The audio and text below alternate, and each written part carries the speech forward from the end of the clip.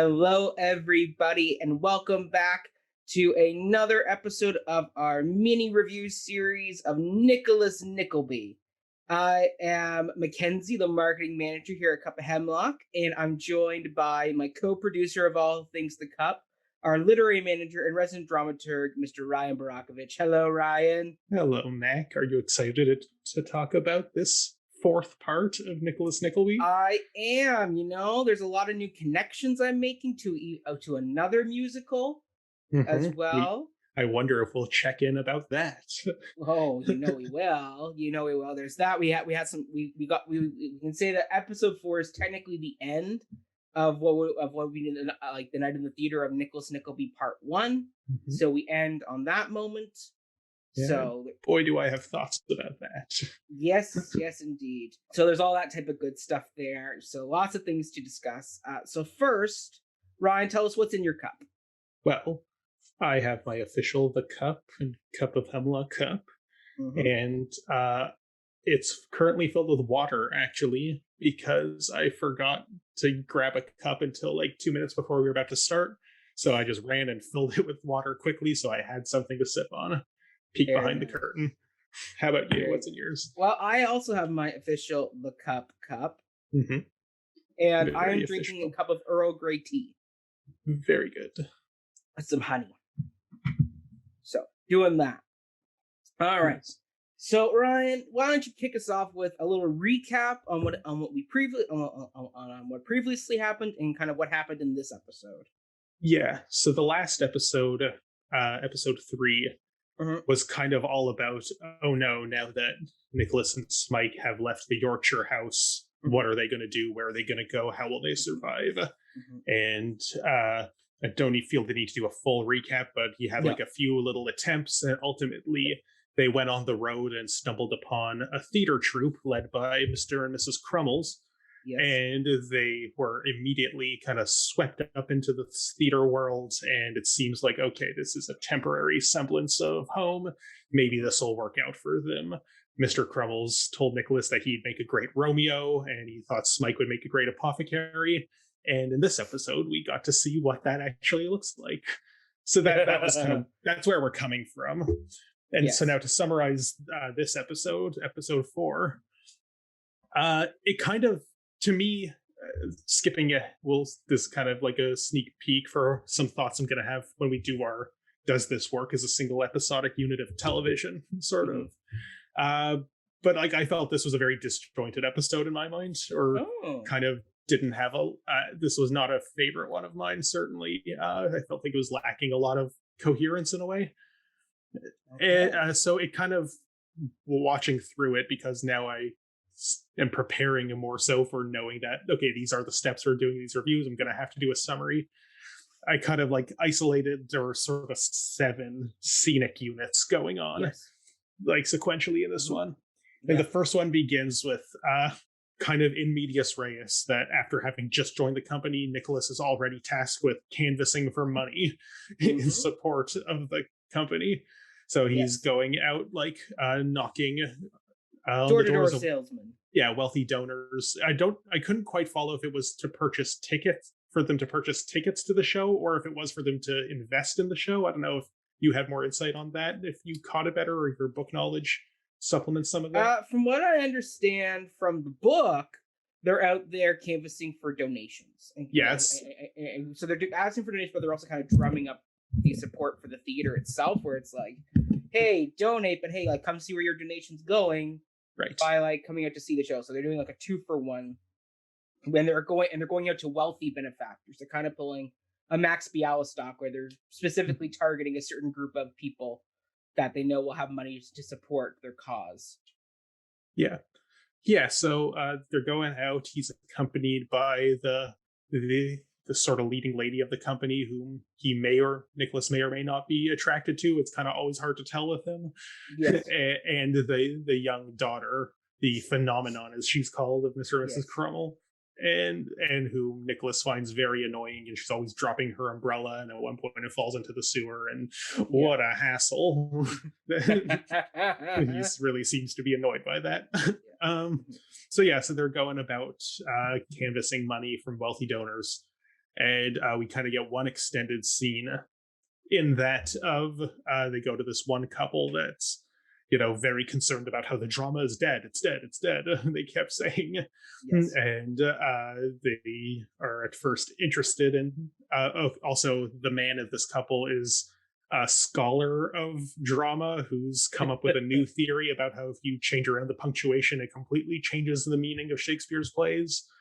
And when he asks Nicholas about the new play that he's translating from French, he's very concerned about, does it adhere to the unities? The unities. And Nicholas has never heard of the unities. So when he asks him, well, what are the unities? It's like struggles to come up with an answer. It's like, oh, yes, they give a wholeness sense of creation, of totality. And then the actress lady from the company says, oh, of course, the play will adhere to all three of them, and gives Nicholas a little wink, kind of. Yes. She's a much better salesperson than Nicholas is. Yeah. I also just think it's like I don't necessarily blame Nicholas, who maybe doesn't have a formal dramaturgical education, for not knowing what the unities are. This is his first time really interacting with theater people, but I think it's hilariously silly that this, supposedly important theater scholar who's very concerned with unities can't even name them when it is quite literally the first thing you learn in a drama 101 class. So, weird. What are your credentials, sir? Yeah. Well, he's a writer. He's not an actor. He just writes the pieces. It's usually it's the writers who are more concerned with that kind of stuff than the actors. The actors usually don't have to care whether or not it all takes place in one time or place, or well, clearly Nicholas Nickleby, he's a bit of a lackluster, which I think is part of the joke about him, is that he's kind of fallen into this duty of translating French. Yeah, like I said, I don't blame Nicholas for not knowing it. I blame this supposedly important professor, scholar of the field, for not knowing literally the first thing you learn on day one in it. And yet also being very concerned about their presence. I feel like, this is, I don't know if that particular exchange was in the book or if that's something Edgar created. It is. Once again, it's kind of long and I kind of brushed through it. It was like, okay. Yeah, I just think trying to sell. It's like one of these kind of things that if you were doing a play, this entire play in one night versus a two-parter, this would be a scene that would easily go. This whole scenic unit would just be gone. Yeah. Anyway, so they basically, they have a bit of a kind of canvassing montage in a way. Mm-hmm. And then, which kind of brings us to the sort of second unit, is a short one, but when they arrive back at the Crummels' place, they're told, oh, forget about the new comedy or the play that you're translating, because we have a new show, or an old show that we're reviving, The Blood Drinker's Burial, which is going to be starring that Drury Lane actress that we met very briefly in the salon scene in part 3, Henrietta Pitoker, I think they called her, who's played by Catherine Harrison, who's the same actress that we saw as Tilda in part 2. Yes. Yeah. That's marrying John. Yeah. So it's like, oh, big news that we're doing this play instead for now, and we got this big famous actress that you met actually, and she immediately remembers Mr. Johnson, Nicholas, from when he heroically saved the baby at that party. Yes. So that was kind of just like a little short one. Yeah. Then we get a previously on Kate, like a short little interlude there. I am glad that Kate has gotten more sort of stage time in this one, because she really didn't have a lot or any in like the previous one. Mm-hmm. But we get a very short little Kate interlude and her at the millinery with the Mantelinis. Yes. So it was kind of just like a really like brief one where she is told to just stay in the back when the customers are there, don't come in the showroom, because she did such a poor job on her first day. And Mrs. Nag, who's like her fake friend there, is like, yo, don't worry, love, you put your skills to use here, he, I'm gonna be in the showroom, bye.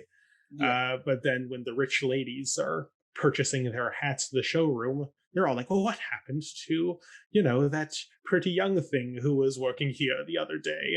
And they're like, oh, don't worry, she's just in the back, well, bring her out, we insist on being served by her and not old people like Mrs. Nag. And Mrs. Nag takes great offense to this and, cryingly tells Kate, "You're wanted. Go to the showroom.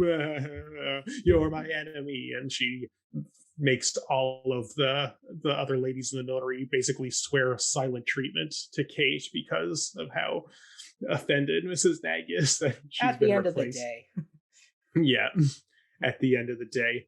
So that was just a little short Kate interlude. She'll come back in a little bit. Yes. But so then the play is a huge success back with the Crummels. Yes. And who happens to have been in the audience with his green umbrella? Why, it's Mr. Lilyvick, remember, from the salon scene in part 3? You He's thought back. that was superfluous fluff that just did very little to actually move the story forward? Well, he's back. So maybe he was important, or maybe he's still superfluous fluff that adds very little to the story. Because he's come here because, if you recall, in that salon scene, he met the actress and was very kind of enchanted by her. She was brought on specifically to the salon to kind of like flirt with him and keep him entertained so he doesn't disinherit his relatives hosting the party. And so Mr. Lilyvick is very enchanted by this actress, and he confides in Nicholas that he's going to marry her, and that he would have been married 15 times by now, surely, but marriage is such a complicated business, and he's so wealthy that he's worried that people would only marry him for his money. But this actress has a fortune of her own, so it's okay if he marries her. Obviously. Yeah, that's his thought process. And I kind of thought it was interesting, the little scene that he has where he's telling this to Nicholas, where I couldn't tell if Nicholas was jealous, he had a crush on the actress. But Roger Rees is hard to read in the romance parts of the story. Yeah. I mean, don't get me wrong, we do have some more Nicholas romance stuff coming up that will play into it. So, but when I remember from my first reading of the book years ago, the abridged version, it isn't one of these characters that we met already. We still have yet to meet the main female interest from Nicholas Nickleby. Yeah, there was this weird kind of you could read it as sexual tension when the actress shows up in the previous scene. She's like, "Mr. Johnson," and they seem like they're kind of making eyes at each other. Yeah. And like you say, it's hard to read with Roger one just because he, as an actor, as an actual person, is just so obviously gay, famously well known to be such. So and the posh way that he portrays the character doesn't necessarily obscure that or putting on more of a hetero facade. So yeah. But yeah, he's seems very happy for Mr. Lilyvick that they're gonna get married. And even though that scene seemed like don't tell anyone, I'm confiding in you, we immediately go into, well, now there's a wedding scene. And the marriage happens, and there's this kind of big long procession of it going on the stage. Too long, perhaps. Anyway, so that happened. Those two side characters are married now. I wonder if that'll be important later. I will not say. Okay, let's find out. Anyway, which brings us to this little Unit 5, which is an interesting one, kind of one of the more dynamically staged pieces in here. And it's done in a montage scene of Nicholas and Smike are rehearsing for Romeo and Juliet, where not as Romeo and Juliet, although that would be interesting. No, Nicholas is running the apothecary and Romeo stuff. Yeah, so so this is kind of montage of them going over their lines, intercut with various other scenes going on with Kate. And in the first of those little intercut scenes, we tune in with Ralph and Mr. Newman Noggs, and hey, guess who's back? It's the Muffin Company from the very beginning of the show. I was happily surprised when I read that. Oh, that actually is a reference back to this again. Yes. So that may have been superfluous, but at least they're not just leaving it at that. It is coming back, even if we didn't need as detailed an explanation of. Once again, this is a great kind of thing of, if you're watching this all in one night, you're getting an entire setup and payoff routine where it's oh, good, that muffin scene from the first part of the first act is now coming back at the end, and now it actually has some plot significance. It wasn't just some random scene. There actually is some payoff to stuff here. So we are seeing that, which is nice.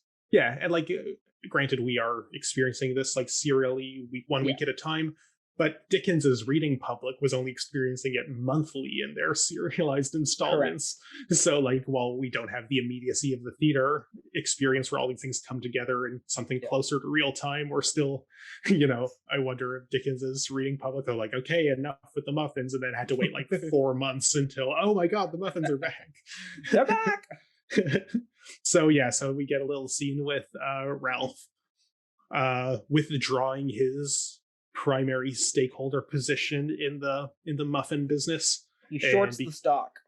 Yeah, because yes, he has this like prime holding that is going to ruin the company by his withdrawal. Mm-hmm. But he doesn't care because it's all about business. I'm villainous. And then we cut back to Nicholas and Smike rehearsing, and then we cut back to Kate and Mama Nickleby. Mm-hmm. And who shows up? It's Ralph, and he's inviting Kate to be the housekeeper at this fancy boys' party that he's going to be hosting. Mm-hmm. So that all goes on over the course of this little rehearsal montage where we slowly see Smike is getting into his lines and getting more comfortable with the material because Nicholas is helping. A little better because Nicholas is helping him so diligently, and the two of them are just best friends for life. I mean, sometimes you find your best friend in the weirdest places. Yeah, like a Yorkshire school. Yeah, exactly. Yep. So then, after that montage ends, we have our the penultimate little unit for this episode. That is Kate at this sausage party, because she's the only woman here. Yes. And Ralph brings her basically. It's at first. Yeah, it's a little unclear what his motive is, and it sort of unfolds as the scene goes on. But there's this one real creeper dude, Mr. Hawk, who's played by Bob Peck. Mulberry Hawk. Mulberry Hawk. If that isn't a Dickens character, I don't know what is. I love the name Mulberry. Actually named my first son Mulberry. You should. Yeah, so Mr. Mulberry Hawk is this real creeper dude who is also played one of Mr. Muldoon. Yeah. Clever girl. So he's like really being all creepy and inappropriate towards Kate, and he makes a bet to all the boys that she won't be able to look him in the eyes and say that how did he phrase it, that she does not want him to make love to her or something. Yes, basically it's a very crude a game that basically they're playing with her. Once again, we will get to it. We will get to the musical reference that this is going for, because there's two actually. Now that I'm rehearing this, I'm like, there's actually two musical references that Trevor Nunn and John Caird are pulling here. Clever boys. Clever boys. So she feels very uncomfortable at this party, as she should. This is like a mouse surrounded by a bunch of cats. It's like it's just a question of which cat is gonna advance upon the mouse at this point. Yeah. And when she expresses her displeasure to Uncle Ralph, he sort of implies that blows it off, implies this is your lot in life. He doesn't explicitly leverage the fact that he's supporting her and the Mama Nickleby, but we know, subtextually that's why she can't just up and leave. Yes. And but then when she's left alone with creepy Mr. Hawk, he essentially attempts to assault her. But he challenges her virtue, as he says. Yes, it's a very Victorian way of putting it. But then who kind of swoops in the last minute to save her? Well, it's Uncle Ralph of all people. Yes. And he sort of says, "No, she's not for you, Mr. Hawk." And because, Ralph is basically playing four-dimensional chess with all of his business partners, and he really brought Kate here to potentially flirt with the younger business partner, Lord Frederick. I'm not going to try to pronounce his last name. Once again, very much a fop of a character. Yeah, very foppish. Probably less interested than Mr. Hawk is in Kate's virtue. But so Uncle Ralph intervenes. And speaking of montage, something cool that does happen in this scene is it intercuts to various moments happening in the actual production of Romeo and Juliet that's happening here, which we'll get to more in just a moment.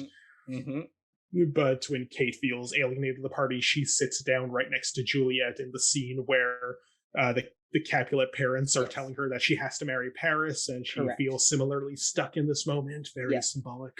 And then after the scene, the bit where Ralph intervenes, he sits down in the back of the Smike's entrance, where he almost corpses as the apothecary. Correct.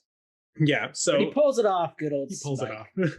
Yeah, and something that kind of just to cap off where this episode leaves us in the Ralph Kate storyline is, I can't tell if this is supposed to be sincere or if it's still sort of creepy. But as Kate is leaving, Ralph has this monologue about how she's so pure and virtuous and reminds him of his dead brother, who's her father. And he becomes smitten with her. Yeah, I was hoping it wasn't going to go in that direction. It is. Like I was, and it definitely becomes a bigger part of the plot. Yeah, like I was hoping this would kind of be Ralph's come to Jesus moment, where he's like, "Wow, she's such a good person. I'm gonna finally do better at supporting and helping this family." But you can't have that. No, because he is still the capital V villain of the story. Yes. So that's where we left off. Kate and Ralph.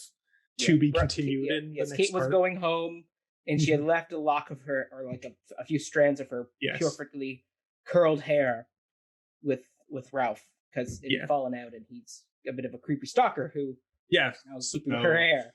Hope that's going to be okay as things move forward. You will see. Yikes. But then the final unit of this play is a very extended sequence of this full-out production of Romeo and Juliet. Yeah. That is staged just like in the middle of this full-out production to Nicholas Nickleby. Yeah. And boy, I found this very entertaining. So we're kind of, we come into it at the last scene in the tomb. And, we've all seen Romeo and Juliet. We know where this is going. Nicholas drinks the poison. Or before that, he kills Paris. He drinks the poison. Juliet wakes up and is about to stab herself when Romeo, played by Nicholas, wakes up. He's like, "I've been alive this whole time. It wasn't actually a real poison." And then, oh yay, the lovers are reunited. And look at that, Paris is alive too. And Mercutio is alive too. And it turns out that Benvolio was secretly his sister, Benvolia, in a real as you like it 12th night sort of twist. And she's going to marry Mercutio now. And wow, what a happy, perfect ending. Everyone's okay. But wait, what about Tybalt? Well, to hell with Tybalt, he's dead. So it was like Which, that does reference, if I remember correctly from our Twitch class with Marliese, she did reference that back in like the 1800s when this play is set. Yeah. That they did go about changing some of the endings to tragic. So that convention of rewriting Shakespeare's tragedies with happy endings became very popular in the Restoration era. Yeah.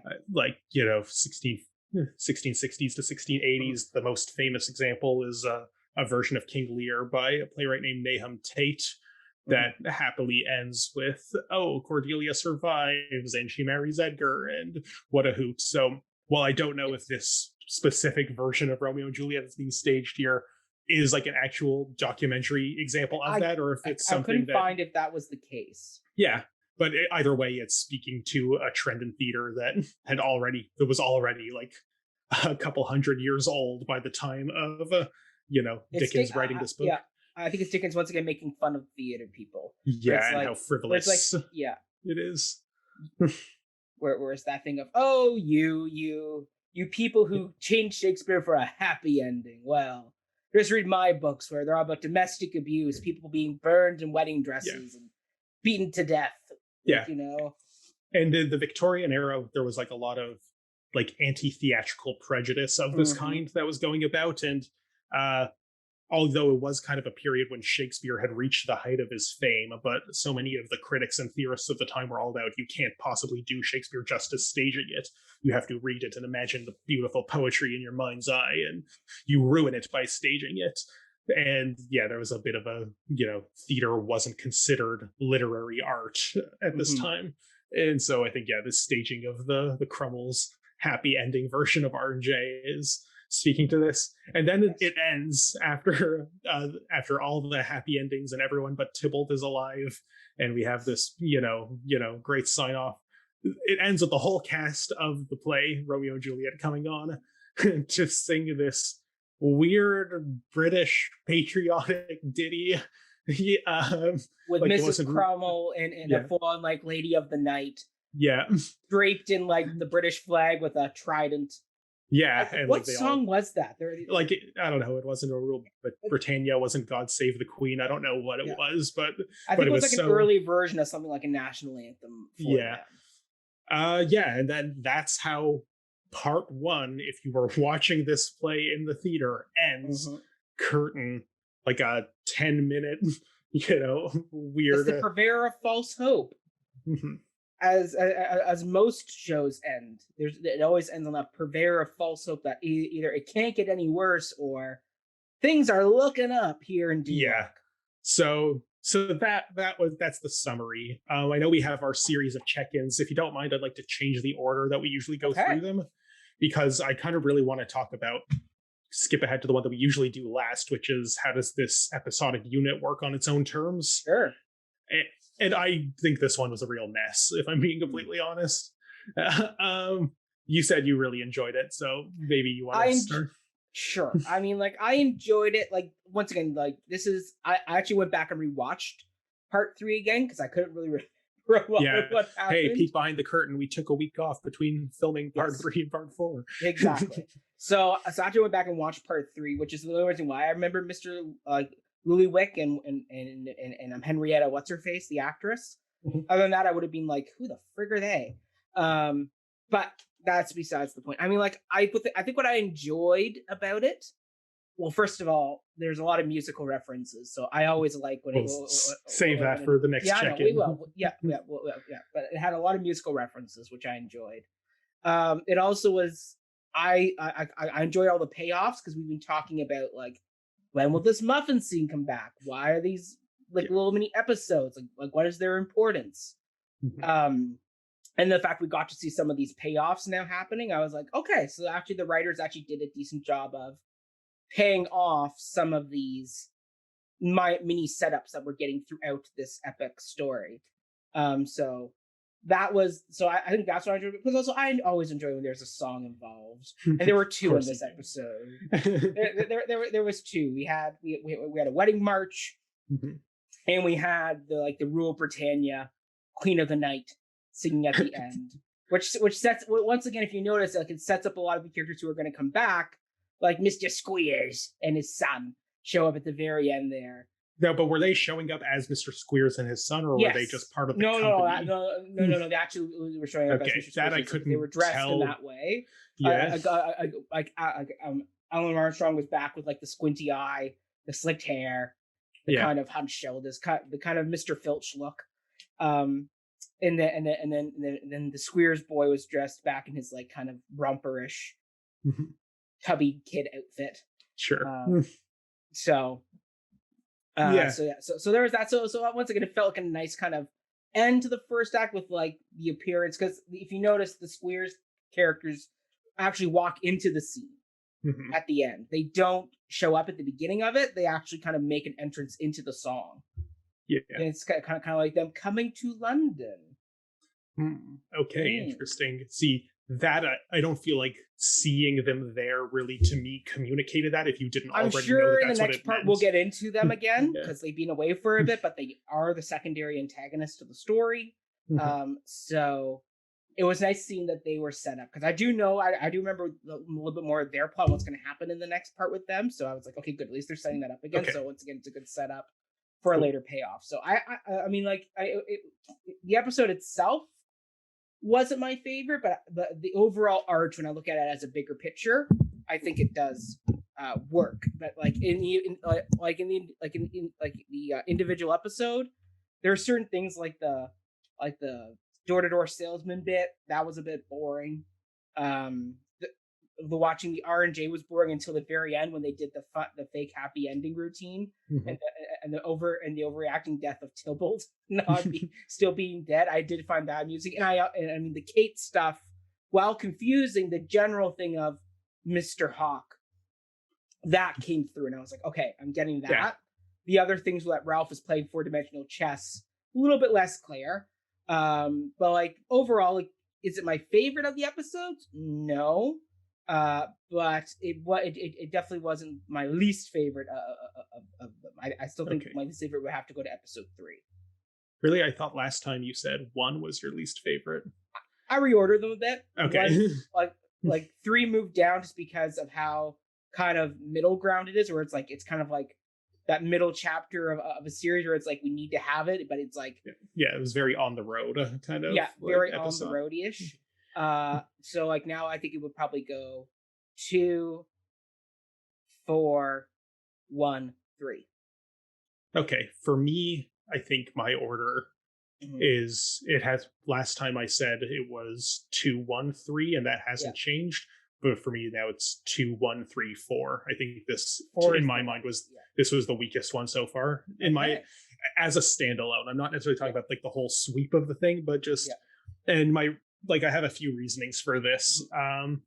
First off, since you kind of complimented the payoffs, to me these are payoffs where nothing gets paid off. Like in order to feel like things like Mr. Lilyvick, let's use him as a case study, for example, in order to feel like, oh, that was setting up something important, I don't feel like the wedding scene that we had here is doing anything new that even that previous scene wasn't. Maybe it's redeeming that character, but did we need that character in the first place? Like, well, once again, like I haven't finished rereading the book, so I don't know if he comes back up again, and we'll get to see a little bit more, because the last we hear of them is they're off on their honeymoon for like a weekend. So like we don't know if they're going to come back later on in the story. Like, let me just take a look. Like it's like you don't have to, but like all I'm saying about this is I hope they do come back, because this is a lot of groundwork to lay for these characters if they don't wind up having a narrative function later. But for it to be a payoff, I see this as more of like the reminder that these characters exist, so we can get a payoff for them later. Because like in order for something to count as a payoff, you have to watch it and be like, oh my god, now I'm so glad we had that setup, because like these weren't major payoffs, these were like mini payoffs that are, like, I don't consider them payoffs at all. At best, they're reminders about the setup, because like I don't feel like a wedding between two superfluous characters that really means nothing to Nicholas yet. Maybe it'll mean something later, but just watching it now, I don't really feel like that pays off. I'm so glad we met these characters earlier, because now we see them getting married in their own subplot. Like, I don't see this as like paying anything off yet.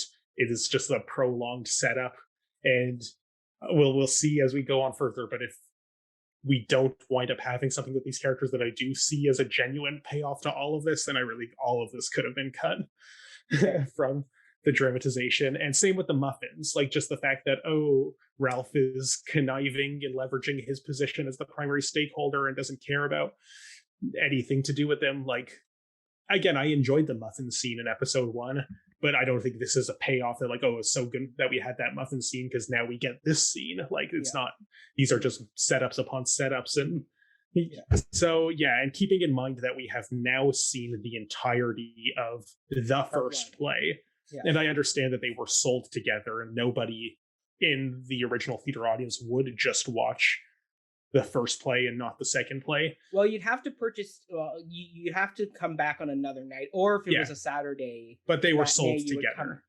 But you wouldn't just buy your ticket to part 1 and decide if you wanted to buy again for part 2. Yes. But like, and nobody would produce one and not the other. But I kind of think you should be able to produce them individually. Like, I think if you're going to split it up into 2 parts, those should sort of work as their own play. Right. It doesn't have to completely pay off everything, because that is the point of having part 2, and it is continuous. But I think you can watch Angels in America part 1, to use like another famous example of a long 2-part play, and that is a satisfying theatrical experience, even if though the great work has yet to begin, and it will continue into part 2. You can leave part 1 feeling like you've had a whole story, beginning, middle, and end. I even think you can watch Angels in America part 2 without having seen part 1. A little less exposition, a little more confusing maybe, but I think you have a satisfying play on its own terms. Right. And having now seen all of Nicholas Nickleby part 1, it's a lot of setup and nothing feels like it's been paid off yet. And yes, in this episode in particular, while I was very amused by the Romeo and Juliet scene and the song that followed it, this seemed like such a wrong choice for me on where to end a play. They should have focused the ending on Kate. Yeah, and her ending with Ralph. Like, I honestly should have done. And like, part of the reasoning, like what I said last episode about why I thought that episode was kind of weird and disjointed, but in the end won me over by having like an interesting bookend of it started with, oh no, we've lost our home, what are we going to do? And ended with joining the troupe and maybe this will be a home, and kind of came full circle that way. This episode, you cannot say the same about. It begins with, oh, we need some money for the theater. Then other random things happen. A wedding happens. Like, Kate's storyline propels a bit. And then we just have, like, it was easily, I think, 10 minutes, like the whole R&J sequence, like possibly even longer. I didn't really time it.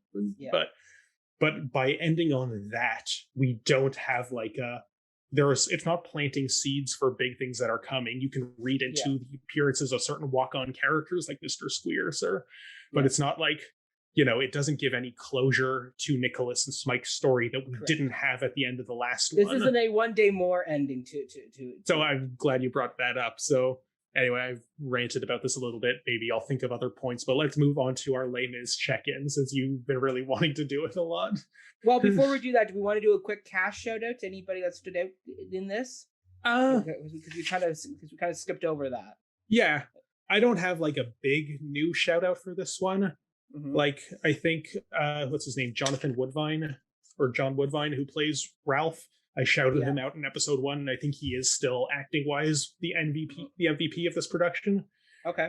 And he became more prominent this one than he has been, at least in the last one. So I'm kind of, the cast, even though we're constantly being introduced to new characters, it is the same cast cycling through. And I don't know if we'll always have a new shout out in each episode, but who's your shout out if you want to talk about it? Actually, it is Susan Burtish, who we first saw play Fanny Squeers. Okay. And now she's playing, I believe it is, basically she's playing the lead actress of the company. Okay. I believe, like, her name is, I think it's Peg. Is this Sniveldici or something? Oh, sorry, yes. Is that her?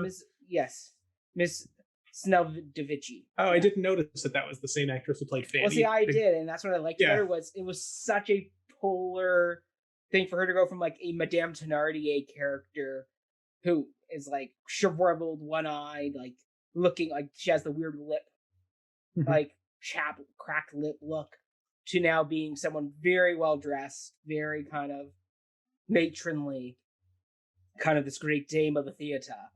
Like, she goes from one extreme to the other extreme. So I just wanted to give her a shout out for going the whole spectrum. No, for sure. And I thought like the little wink on all 3 of the unities that she did, like that was, she sold that moment so well. That was like, oh, chills a little bit. Like, and especially now, the fact that I didn't even recognize her as Fanny, I think, kudos to her. It's her, and where's the other one here? Who, Lila Kay, who plays Mrs. Crummell. I just really enjoyed her over the top, like, because once again, people don't realize how hard it is to actually be a bad actor, or like an over the top. Well, it's easy to be a bad actor. It's but hard when you're a good actor having to play bad, that is an art. And so the fact that she was able to do that, like her whole Tybalt dead, like still dead thing, and her wailing is just so great. Like, once again, it was great comedy. She did great. And just the fact that she gets to come out as like the Queen of the Night, or like the Viking lady from the Ring Cycle, Broomhilda at the end there. Like, she once again, she's just another great bit of scene stealing. So no new major characters, I would say. I mean, also Mr. Hawk, the fact that he's played by the same guy who played John and we didn't even realize it. Yeah, well, he was just under like very thick facial hair. I think that was the bigger reason. Well, they changed it. Well, yeah. He used to be like a blonde, and now they gave him like a whole brunette. Yeah, totally different. And actually, if you look at the picture from the book, hold on, you actually can see. Where is it here? There you go. You actually can see. Actually, looks pretty close to what the illustration looks like. Okay, interesting. So there's that. But yeah, those are my cash outs. But yes, on to musical. So I'm changing since it you've from been bringing it up a lot, so let's jump ahead to that. Yes, yeah. So I'm changing it from musical or like Les Mis connections to musical connection, because we're now branching out a little bit from Les Mis. I mean, Les Mis is a great starting point because of the fact that the two directors did go on and direct the original Les Mis. So obviously the Kate story is very much mirroring the Fantine story at this point, where you have the factory women turning against Fantine. She doesn't get fired from No, in fact, she almost gets a promotion. She's welcomed back into the showroom. Well, she's welcome back, but she's now, I guarantee we're going to see her lose this job because of the other women in the factory. It's very much the factory. I mean, so in the script, she's called the factory bitch. And then, or the factory girl, as they call her in the program, but you can't call her that in the actual program. But it's basically it's the lady who steals the letter from Fantine and gets her fired. So we've definitely set that up now with Mrs. Milner, or no, what's her name? Yeah, Mrs. Nag. Her name is Mrs. Nag. Yes, Mrs. Nag is now clearly set up as like kind of like the factory girl who's out to now get rid of Kate or get rid of Fantine. You have the whole Mr. Hawk sequence is very much kind of like the Fantine and Batinois moment from the musical, where Fantine is accosted by a customer and she's almost arrested for when she kind of lashes out, and Kate doesn't get the lash out part. She kind of gets saved by her Javert meets Jean Valjean moment here with Ralph. Yes. Go ahead. But that actually sets up a new musical connection, which is it's now connecting to Sweeney Todd, because now you have the Judge Turpin Joanna connection. I didn't even think of that. Yes. This is now very much just gone into the Judge Turpin Joanna weird, incestuous, she's my daughter, she's my wife routine, where he's spying on her and kind of lusting after her at this point now. Yeah, I could see that. The judge even has a whole song where he orgasms on stage that was cut from the original production because of censorship, even though Sondheim really wanted it to be the first musical that type of event happened. So Ralph is not being set up as very much kind of like a Judge Turpin-y character, which I think is a better equivalent than a Javert. So if we want to follow through like the logical conclusions of this comparison, does that make Nicholas and Smike like Todd and Mrs. Lovett? It definitely sets up Nickleby to be a bit more of the Benjamin Barker Sweeney Todd avenging character who's going to come after the judge. Smike, I don't know if he's a Mrs. Lovett type, but so that gets set up. So I was like, okay, so now we got a new musical connection. And the third musical connection is actually one that ties to another very famous British musical, My Fair Lady. Or some people know it as Pygmalion. Well, the musical's called My Fair Lady, and it's based on Shaw's Pygmalion, which is based on Ovid's telling of the myth of Pygmalion. Yes, exactly. Anyway, so the wedding march is very much reminiscent of the great kind of company number from that musical, which is I'm getting married in the morning. Yeah. Like it has that very kind of, I'm getting married, everybody march along with me to the church. Get me to the church on time. Yeah. It's that very much kind of similar. This seems like a weaker connection in my mind. Like it's when I saw it, that was the first connection I got was, oh, that's what we're going for here. Yeah. So anyway, so that whole sequence there of marrying for money, kind of marching everybody around, has that type of feel to it. And I was like, okay, I get it. Cool. Yeah, like it's there if you want it. I think like it's interesting now that you're expanding our Les Mis check-in into a multi-musical check-in, because you can certainly draw these comparisons. What I thought was so interesting about the Les Mis connection was, well, one, it is the same team. But because the two plays are so similar to each other, Les Mis and Nicholas Nickleby, like it kind of made for an interesting comparative analysis more so than just, hey, I recognize something. That it's like we can, through the prism of Nicholas Nickleby, think about, well, what did the team learn from this that they took with them into Les Mis? I mean, definitely like Like, definitely you can see, like, definitely some of the design elements of, like, the Milliner women became a more grungy or became, like, the cleaner version of what would become, at the end of the day, women in Les Mis. Like, I think that's the closest we're getting. And, like, unfortunately, Kate, because she is not as feisty as a Fantine, doesn't get the great kind of, even though her who's gone to the bad would be had by a rat moment where she kind of lashes out at Mr. Hawk because this Ralph comes in and does the saving instead. Yeah, which is too bad. I mean, like, I'll give Victor Hugo credit for the fact that he made his female characters a little bit more active than what than what Dickens has done with Kate so far. Yeah, but yeah, to kind of just sort of cap off this musical check-in. Yes. Like, I want to talk more about One Day More and its relationship to this closing number that we have here. And I think we can use this, like, again, as a framework for understanding what Les Mis gets right. Yeah. And and I think why I'm so unsatisfied with this episode on its own terms and as the end of play one. Yeah. Is because, sure, you've read into the presence of certain characters like the Squeers as like, oh, that's setting up something big, but that's like a blink and you miss it that they're even there. Like, the camera makes a notice of them. Like, the camera does follow. The camera does. The scene. So the camera's making you notice it more. But if you're watching it live on stage, you probably would miss it. Yeah, especially if you're like far seats in the back. Yeah. Like, but what One Day More does really well is every single principal character gets a little portion of the song. Yeah. Like, Javert is planning for the revolution because he sings "One day more till revolution, we will nip it in the bud." So, like, you don't. The Thénardiers are off to go pick the corpses. Like, exactly, like you catch them as they fall. Yeah. So whereas this number, everyone's singing in harmony with each other. We don't get like the individual, like, you are singing about what's coming up in your story. You are singing about what's coming up in your story. And as a result, this song kind of falls flat for me. While it's very patriotic and triumphant, and you can see that certain people are there, it's not creating a cliffhanger for you gotta tune into part 2 because what's going to happen with all these people.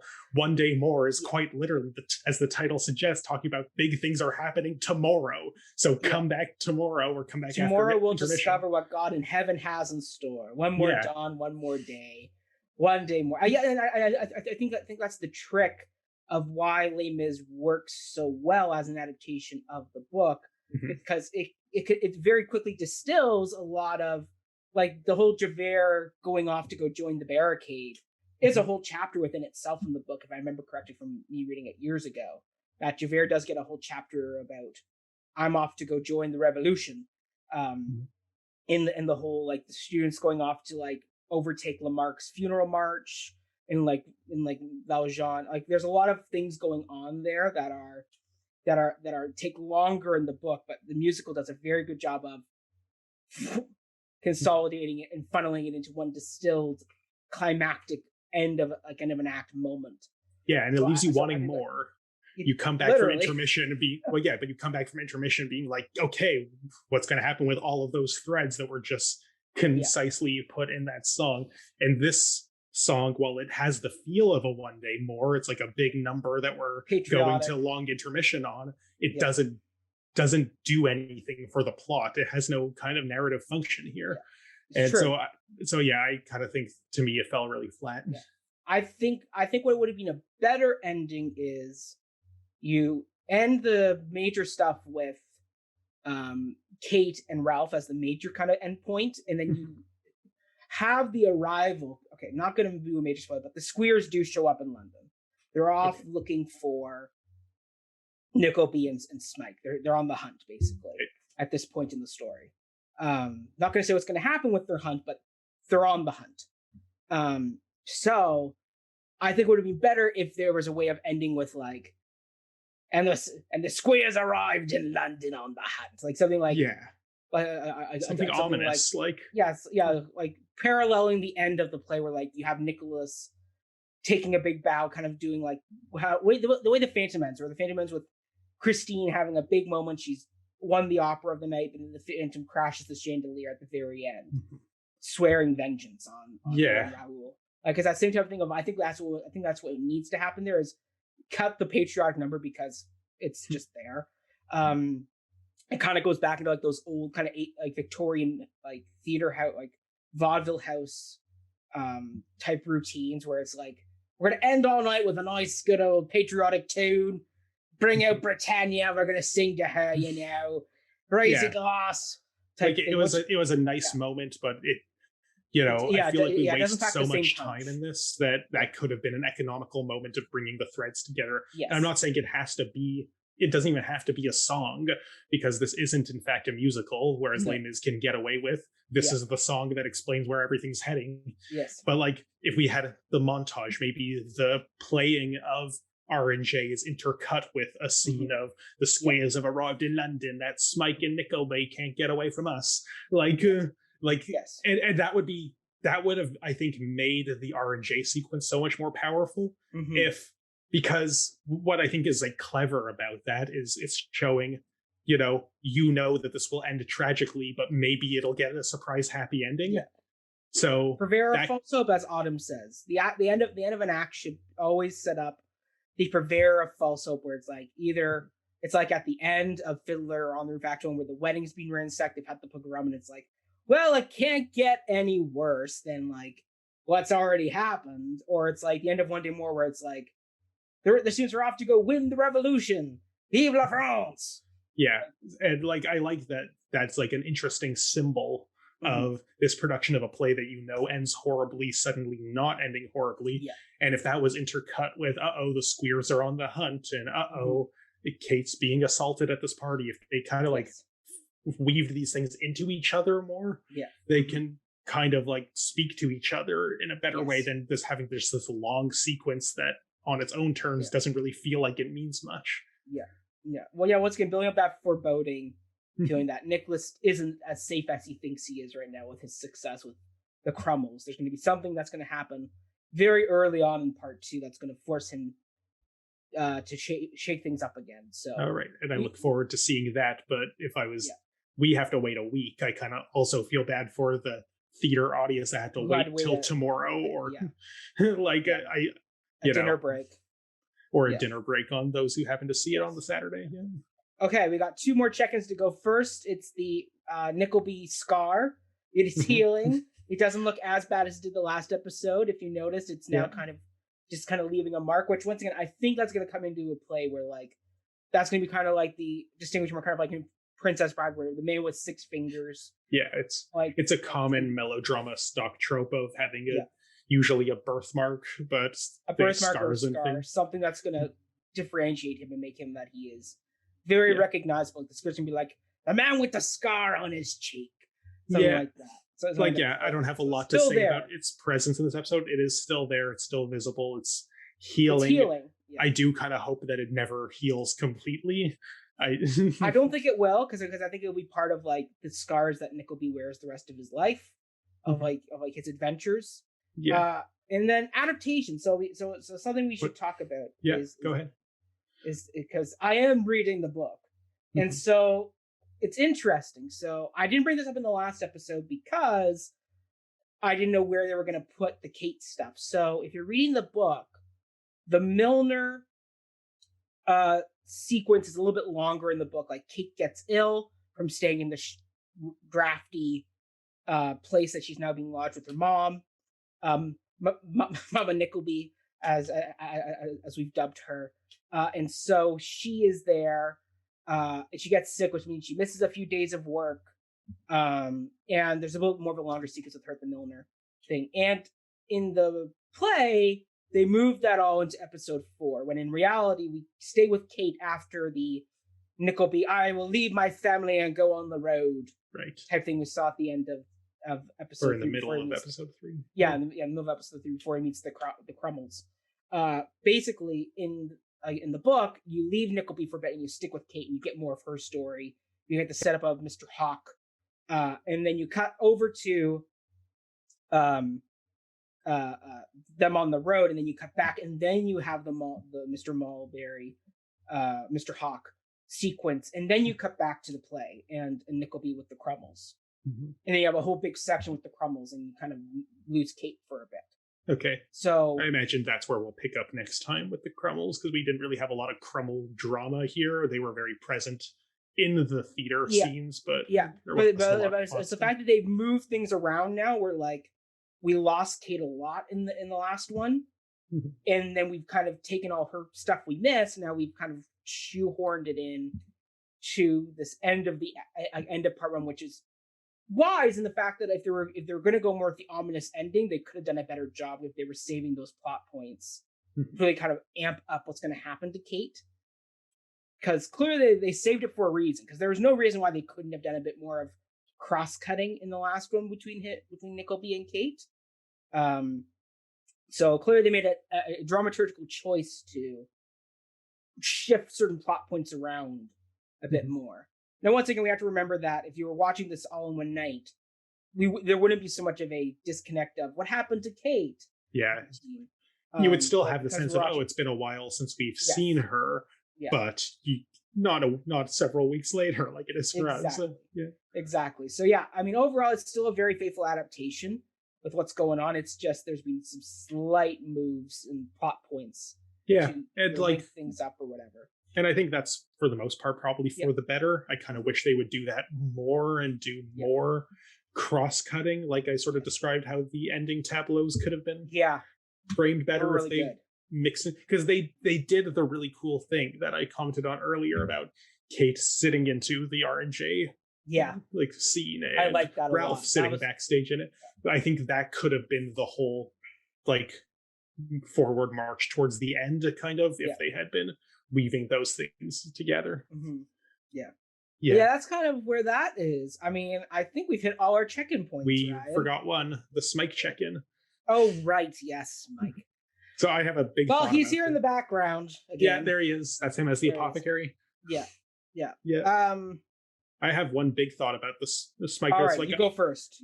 For the most part, I don't know how much the Smike check-in will necessarily always yield us, because the acting is what it is. We voiced our problems with it. I don't think it's going to change. And but just kind of the one funny thought I have about this is that the Crummels' theater troupe is actually more progressive than the RSC was at this moment in history, because they actually, unlike the RSC, they hired a neurodiverse performer. That is true. And not even in a neurodiverse role. The apothecary isn't, textually requiring that. They're just like, we recognize you could have talent in your own way. So like the Crummels' Victorian troupe is more progressive in terms of disability theater than RSC was in the 1980s. So that's, I think, amusing. But I think kind of the big, we didn't get a lot of Smike in this episode, but everything we had with him was always just preparing for and then acting in RJ. And we kind of had, in that beginning montage, there was the sequence of him with Nicholas's help coming into his own and actually getting the lines. And then when we see him in the play, he does well when Nicholas is feeding him the lines. And then his one line at the end where the apothecary comes in and says, "It wasn't real poison after all."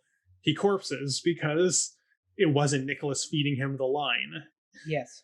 And so I think that I'm curious, like, this is less about the acting check-in that we usually do with Smike, but I'm curious what's going to happen. Like, that didn't feel like it really majorly disrupted the performance, that it kind of just felt like a, this is like, he's doing his best moment. But I can kind of picture, I don't know if this is where it's going, and don't spoil one way or the other, but I could picture the Crummels being like, we got to get rid of that, stuttering fool. He can't act. And then Nicholas will obviously stick up with his buddy, and that being the reason why they leave the troupe in the end. You don't say anything one way or the other, but but like, and I know now that we've talked about how the Squeers are on their way, that can be enough reason we gotta, flee our pursuers, could be enough reason to leave. But I kind of, we spend so much time working on this relationship between Nicholas and Smike that it seems very plausible to me that, they don't like Smike very much would be the reason why Nicholas will stand up for his friend, and that would be why they hit the road again. I mean, once again, there's not much more we can keep harping on about the acting. It was a choice in the 80s. It's even scarier, though, that we're still having this. I mean, Sia has that new movie Music coming out that she's getting a lot of backlash for because she has a main character who is a nonverbal autistic teenage girl played by the non-autistic actress Maddie Ziegler, and it's a lot of autism groups are voicing their anger at this type of thing, and the fact that Sia's whole defense was, well, we tried hiring a somebody who is autistic and nonverbal, but she just couldn't work on the set. So it's the whole thing of, well, maybe you should have adjusted your set. But that's besides the point. Either way, it's the fact that this type of casting, like we can track this to Sean Penn and I Am Sam, which was also very over the top. I'm somebody who's disabled routine to now this. Like it is a perpetual issue that I'm glad you brought up the fact that while the RSC may not be as progressive, the fact that the Crummels were is a nice touch, and I do think that it's a completely by accident. Like, I don't think Nunn and Caird were like, isn't it clever that the fictional theater company is more progressive than we are? Like, definitely unintentional, but like, I think it's just like a amusing way of reading this. Like a disability theory we've talked about this where it's like a lot of times Smike is played by someone who is non-neurodivergent, and like Jamie Bell plays him in the Charlie Hunnam version. Once again, toning down a lot of the neurodivergency elements of the character, as far as I can remember.